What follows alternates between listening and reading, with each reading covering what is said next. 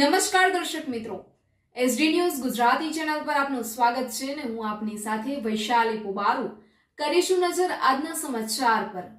ભાવનગરથી રોકડ ₹74,50,000 સહિત કુલ ₹74,97,000ના મુદ્દામાલ સાથે 3 ઇસમોને ઝડપી પાડી લૂંટનો વંશોધાયેલ ગુનો ગણતરીની કલાકોમાં શોધી કાઢતી ભાવનગર લોકલ ક્રાઇમ બ્રાન્ચ।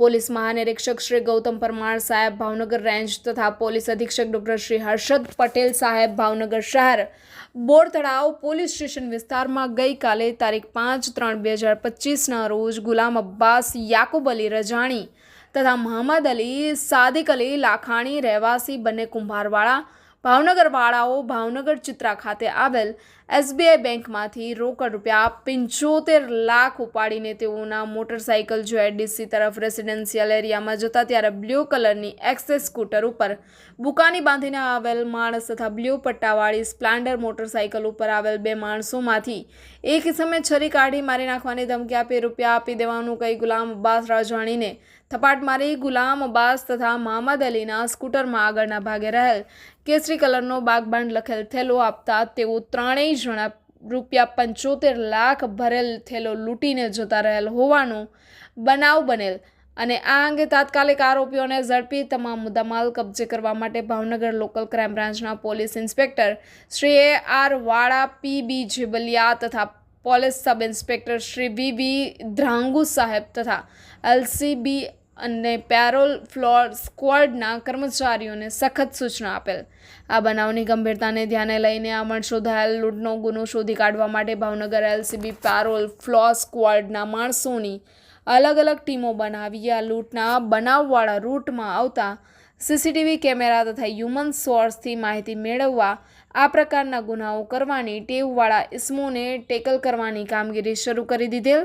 આ બનાવના CCTV કેમેરામાં જણાઈ આવેલ ઇસમો અંગે અંગત બાતમીદારથી માહિતી મળેલ કે આ લૂંટમાં એક હિતેન ઉર્ફે હિતલો વિજયભાઈ ચૌહાણ રહેવાસી ચિત્રા ભાવનગર, 2 રાકેશભાઈ ભૂપતભાઈ બારૈયા રહેવાસી સિદ્ધસર ભાવનગર, 3 અલ્પેશ ખોડાભાઈ મકવાણા રહેવાસી સિદ્ધસર ભાવનગર વાળા સંડોવાયેલ છે। જે બાતમીના આધારે ઉપરોક્ત ઇસમોને કચેરી ખાતે લાવી તેઓની સઘન રીતે પૂછપરછ કરતા ત્રણેય ઇસમોએ આ લૂંટના ગુનાનું અંજામ આપેલ હોવાની કબૂલાત આપેલ, જેથી આ ત્રણેય ઇસમોને ગુનામાં ધોરણસર ધરપકડ કરવામાં આવેલ છે।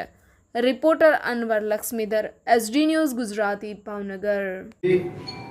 6 વાગ્યાની આજુબાજુ ભાવનગર પોલીસને સમાચાર મળે છે કે ચિત્રા GIDCની SBI શાખાથી પોતાના એકાઉન્ટમાંથી 75 લાખ રૂપિયા ઉપાડી ગુલામ અબ્બાસ અલી રાજાણી અને મોહમ્મદ અલી લાખાણી બંને બેંકમાંથી નીકળે છે અને 300 મીટર જેટલા અંતરે 2 અલગ અલગ મોટરસાઇકલ ઉપર 3 બુકાનીદારી તેમનો પીછો કરી તેમને રસ્તામાં રોકી છરી બતાવી અને આ 75 લાખની લૂંટ કરીને ભાગી જાય છે। સમાચાર મળતાની સાથે જ સ્થાનિક પોલીસ સ્ટેશનના પોલીસ અધિકારી કર્મચારી, LCB પેરોલ ફરલો અને SOGના પોલીસ અધિકારી કર્મચારીઓ સ્થળ ઉપર પહોંચે છે। SBI બેંકના CCTV ફૂટેજ જોવામાં આવે છે, ત્યારબાદ સ્થળ વિઝિટ કરવામાં આવે છે। LCBના PI AR વાળા, પેરોલ ફરોના PI શ્રી જેબલિયા, LCBના PSI શ્રી ધ્રાંગુ અને બોરતળાવ પોલીસ સ્ટેશનના PI અને સ્થાનિક પોલીસ સ્ટેશનની ટીમ અલગ અલગ દિશામાં કામગીરી કરવા લાગે છે। સમગ્ર રૂટ ટ્રેસ કરવામાં આવે છે। ખૂબ મોટી સંખ્યામાં CCTV કેમેરા ચેક કરવામાં આવે છે। ત્યારબાદ ભોગ બનનારની પૂછપરછ કરી આરોપીઓનો હુલિયો, બોલી, તેમણે પહેરેલા કપડાં વગેરેનું વિવરણ નોંધવામાં આવે છે। ઘણા કલાકોની મહેનત બાદ અંતે CCTV ફૂટેજ જોતા 3 આરોપી આઈડેન્ટિફાઈ કરવામાં આવે છે। તમામ ટીમની મહેનતથી છેલ્લે 3 આરોપી પકડી લેવામાં આવે છે, જેમના નામ હિતેન ઉર્ફે હિતલો, અલ્પેશ અને રાકેશ ત્રણેય ભાવનગર જિલ્લાના રહેવાસી છે. ત્રણ આરોપીઓની મોડસ ઓપરેન્સી જ્યારે ભોગ બનનાર બેંક ખાતેથી રૂપિયા ઉપાડે છે ત્યારથી જ એમનો પીછો કરતા હોય છે. આરોપીનો ગુનાહિત ઇતિહાસ જોવા જઈએ તો હિતેન ઉર્ફે હિતલો ચૌહાણ એ અગાઉ 3 અલગ અલગ મારામારીના ગુનાઓમાં સંડોવાયેલો છે. બાકીના જે 2 આરોપી છે એમાં રાકેશ એક ગુનામાં સંડોવાયેલો છે અને ત્રીજા નંબરનો આરોપી અલ્પેશ 2 અલગ અલગ મારામારીના ગુનાઓમાં સંડોવાયેલા છે. સમગ્ર ઘટનામાં આરોપી પકડાયા બાદ લૂંટમાં ગયેલી મુદ્દામાલ રિકવર કરવામાં આવેલો છે, જેમાં 74,50,000 રૂપિયા રિકવર થવા પામેલા છે. રૂપિયા ભરીને જે થેલામાં લઈ જવામાં આવેલા એ થેલો પણ રિકવર કરવામાં આવેલો છે. આરોપીના 3 મોબાઈલ અને એમની પાસેથી 2 નંગ છરી રિકવર કરવામાં આવેલી છે. આગળની તપાસ આ જે આરોપી છે એ ખરેખર અગાઉથી ભોગ બનનારના સંપર્કમાં હતા કે કેમ, ભોગ બનનારની ગતિવિધિ ઉપર કોઈ થર્ડ વ્યક્તિ વોચ રાખતો હતો અને એમણે આ આરોપીને લૂંટ બાબતની ટીપ આપી હતી કે કેમ વગેરે દિશામાં તળસ્પર્શી તપાસ ચાલુ રહી છે.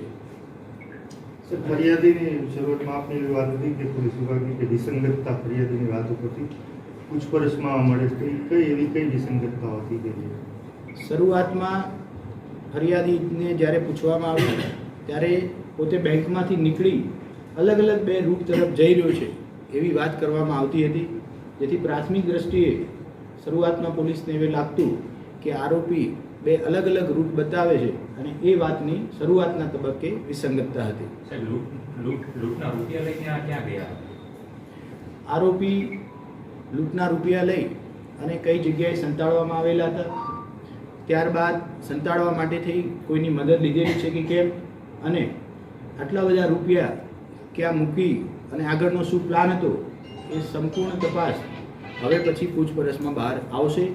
ડિટેલમાં આરોપી પાસેથી જે પણ વિગત મળશે એ આવનારા 1-2 દિવસમાં ફરીથી મીડિયાને બ્રીફ કરવામાં આવશે.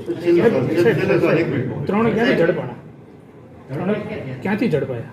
ભાવનગર શહેર ખાતેથી 3-3ની ઝડપી લેવામાં આવેલા છે અને આજે બપોરે એલસીબી પેટ્રોલ પગલોની ટીમ મારફતે એમને હસ્તગત કરી સ્થાનિક પોલીસ સ્ટેશને સોંપવામાં આવેલા છે. છેલ્લો સવાલ, એક આ કલાકોની અંદર જ આખું ઓપરેશન પાર પડ્યું તો એવી કઈ ટેકનિક શું ઉપયોગ કરવામાં આવ્યો, કયા આધારે? કારણ કે કલાકોની અંદર તમે રાત્રે જ આ લોકોને ટેકનિક છે.